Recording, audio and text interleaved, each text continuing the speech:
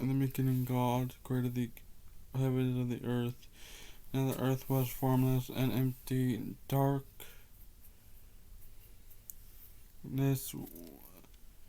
was over the surface of the deep, and the Spirit of God was hovering over the waters.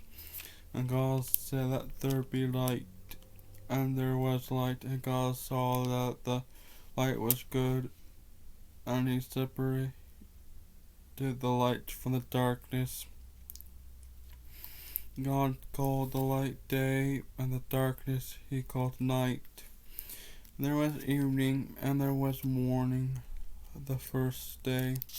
And God said, "Let there be an expanse between the waters to separate water from water." So God made the expanse and separated the water under the expanse from the water above it. And it was so. And God called the expanse sky, and there was evening, and there was morning, the second day. And God said, "Let the waters under the sky be gathered into one place, and let dry ground appear." And it was so. God called the dry ground land, and He called the gathered waters seas. And God saw it was good. And then God said, "Let the land produce vegetation, seed-bearing plants, and trees on the land that bear fruit with seed in it according to their various kinds."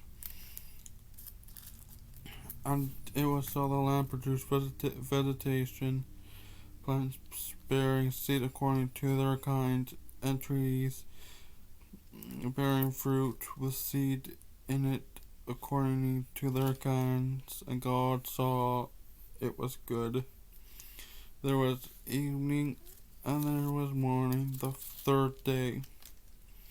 And God said, "Let there be lights in the expanse of the sky to separate the day from the night, and let them serve as signs to mark seasons, days, and years, and let them be lights in the expanse of the sky to give the light on the earth." And it was so. God made two great lights, the greater light to govern the day, and the lesser light to govern the night. And He also made the stars. God set them in the expanse of the sky to give light on the earth, to govern the day and the night, and to separate light from darkness. And God saw it was good. And there was evening, and there was morning, the fourth day. And God said, "Let the water teem with living creatures, and let birds fly above the earth across the expanse of the sky." So God created the great creatures of the sea, and every living and moving thing within which the water teems according to their kinds, and every winged bird according to its kind. And God saw it was good. And God blessed them and said, "Be fruitful and increase in number, and fill the water and the seas, and let the birds increase on the earth." And there was evening, and there was morning, the fifth day. And God said, "Let the land produce living creatures according to their kinds, livestock, creatures that move along the ground, and wild animals, each according to its kind."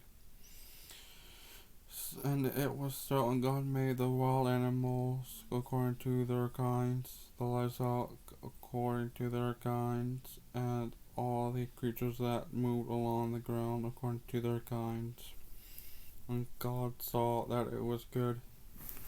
And then God said, "Let us make man in our image, a likeness,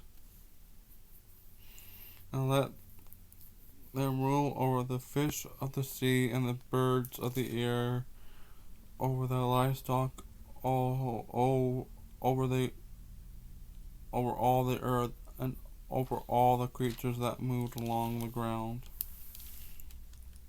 So God created man his own in his own image.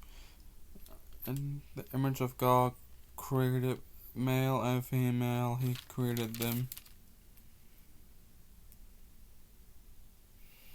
God blessed them and said to them, "Be fruitful and multiply and increase in number.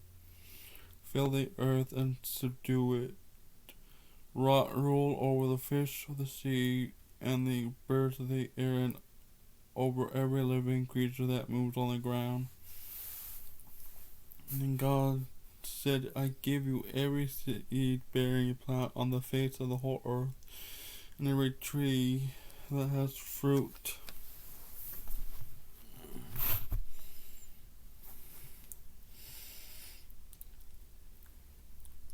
And every tree that has fruit with seed in it, they'll be yours for food, and to all the beasts of the earth, and all the birds of the air, all the creatures that move on the ground, everything that has the breath of life in it, I give every green plant for food." And it was so. God saw all that he had made, and it was very good. And there was evening, and there was morning, the sixth day. Thus the heavens and the earth were completed in all their vast array. But the seventh day God finished the work he had been doing, so on the seventh day he rested.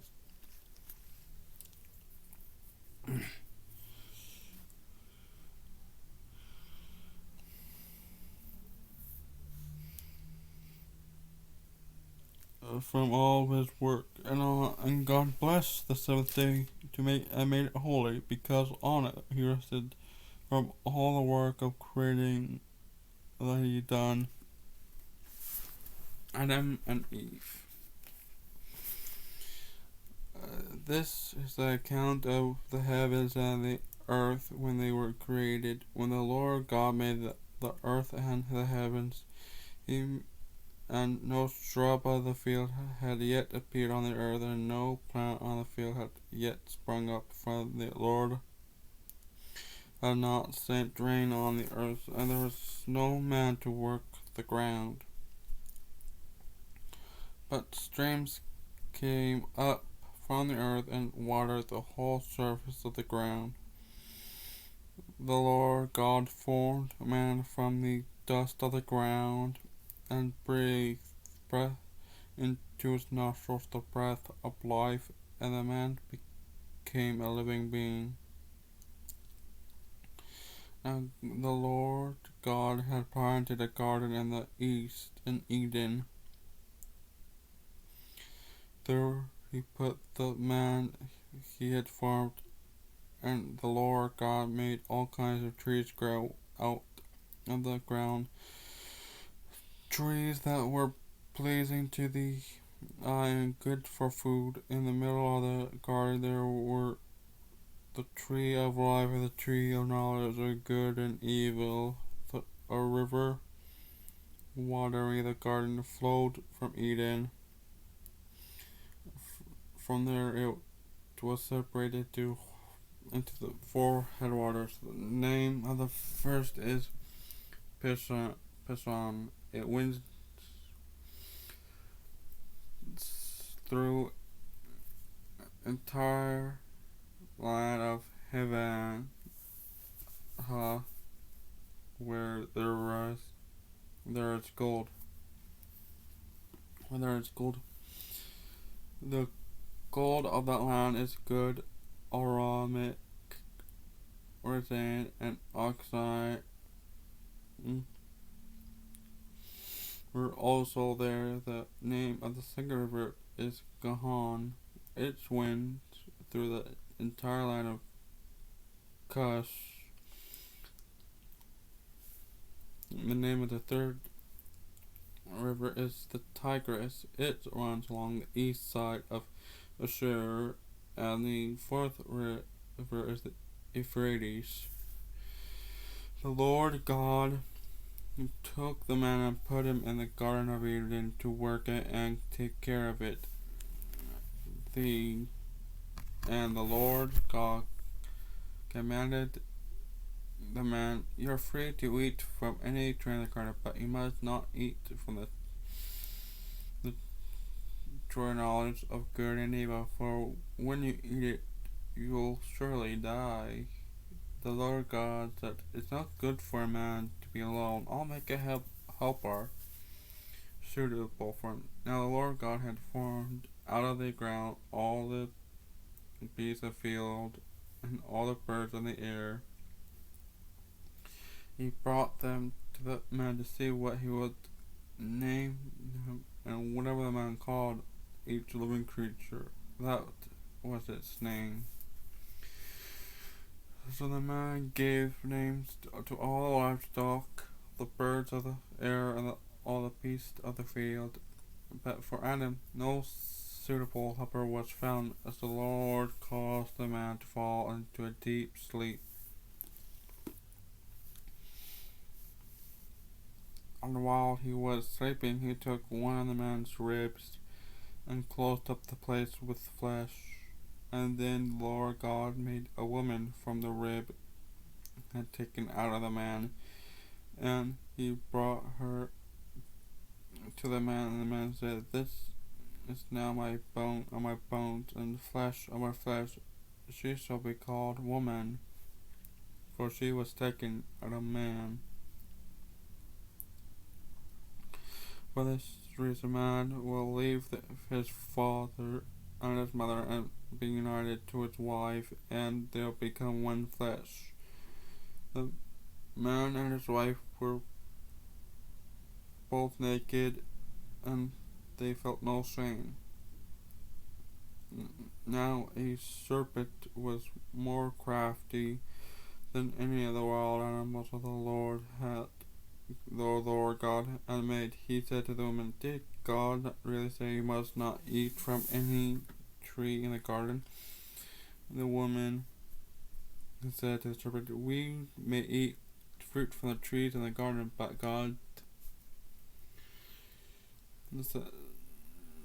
say you must not eat fruit from the tree that is in the middle of the garden, and you must not touch it, or you'll surely die."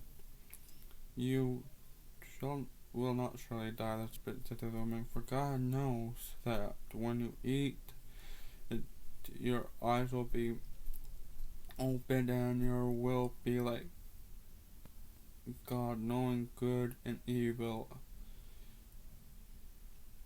And when the woman saw the fruit of the tree was good for food, pleasing to the eye, and also desirable for gaining wisdom, she took some and ate it. She also gave some to her husband who was with her, and he ate it. Then the eyes of both of them were opened, and they realized they were naked. So they sewed figs together and made coverings for themselves. And then the man and his wife heard the sound of the Lord God as he was walking in the garden in the cool of the day.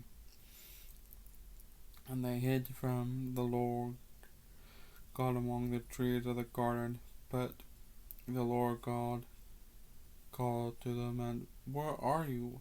He answered, "I heard you in the garden, and I was afraid because I was naked, so I hid." And he said, "Who told you that you were naked? Have you eaten from the tree that I commanded you not to eat from? And I said, the woman you put me here with me, she gave me some fruit from the tree, and I ate it. And the Lord God said to the woman, what is this have you done? The woman said, the serpent deceived me, and I ate it. So the Lord God said to the serpent, because you have done this, cursed are you above all the livestock and all the wild animals. You will crawl on your belly, and you'll eat dust all days of your life. And I will put enmity between you and the woman, and between your offspring and hers. He will crush your head, and you will strike his heel. To the woman said, I'll greatly increase your pains in childbearing. With pain you'll give birth to children. Your desire will be for your husband, and he'll rule over you. To Adam said, because you listened to your wife and ate from the tree about which I commanded you, you must not eat of it. Cursed is the ground because of you. Through painful toil you will eat of it all the days of your life. It will produce thorns and thistles for you, and you'll eat the plants of the field. By the sweat of your brow you'll eat your food until you return to the ground, since it you were taken from dust you are, and dust you will, and to dust you will return. Adam named his wife Eve because she would become the mother of all living. The Lord God made garments of skin for Adam and his wife and clothed them, and the Lord said, the man has now become like us, knowing good and evil. You must not be allowed to reach out the hand to take it from the tree of life and eat and live forever. So the Lord God banished him from the Garden of Eden to work the ground from which he had been taken. After he drove the man out, he placed on the east side of the Garden of Eden a cherubim, a flaming sword flashing back and forth to guard the way to the tree of life.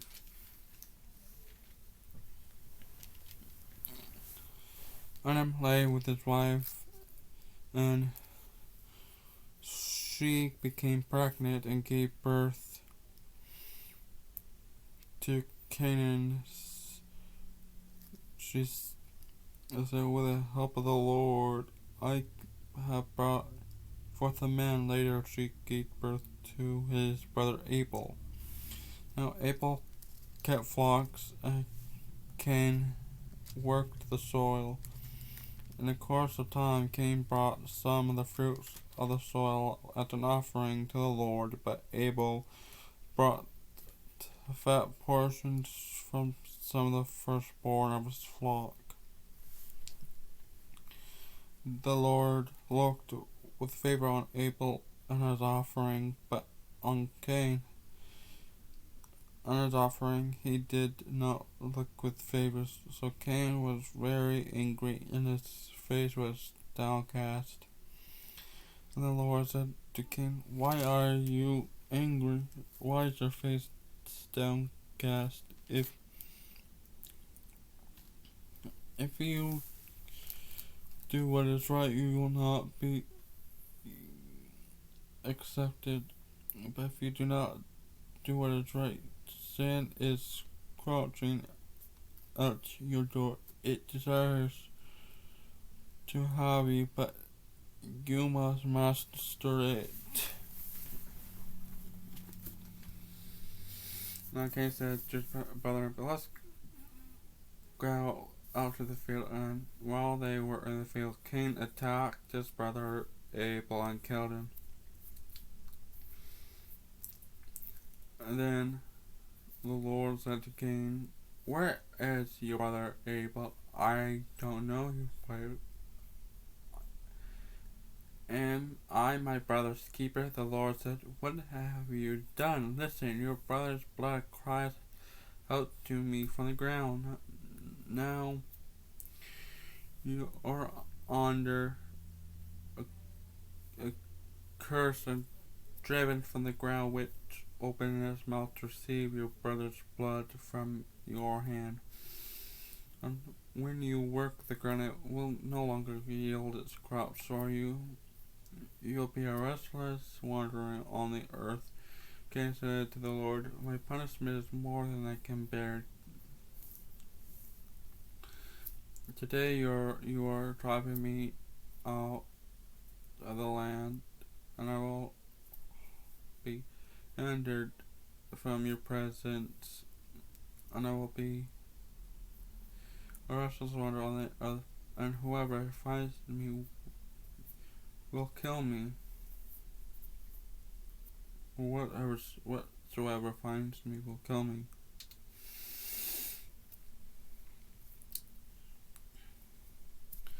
But the Lord said to "Not so. If anyone kills Cain, he will suffer the vengeance 7 times over."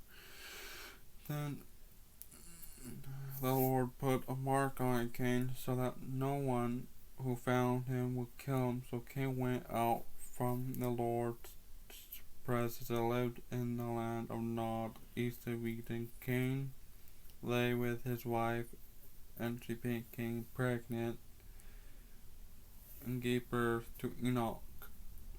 Cain was then building a city, and he named it after his son Enoch. To Enoch born Irad, and Irad was the father of Mehujael, and Mehujael was the father of Meshiel, and Meshiel was the father of Lamech. Lamech married 2 women, one named Ahab, the other Zillah. Abel gave birth to Jabal, and he was the father of those who lived in the tents and raised livestock. His brother's name was Jubal. He was the father of all who played the harp and the flute. Zillah had the son Cain, who forged all kinds of tools out of bronze and iron. Cain's sister was Nahab.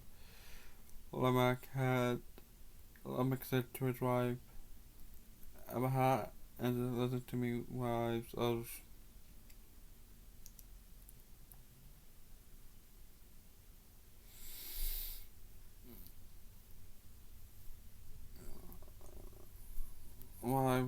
Lamech. Hear my word. I've killed a man for wounding me, a young man for injuring me. Cain is avenged 7 times, then Lamech 77 times. Adam lay with trafficking, and she gave birth to a son named Seth, saying, "God has granted me another child in place of Abel, since Cain killed him." Seth had also a son, and he named him Ishmael. At that time, man began to call on the name of the Lord.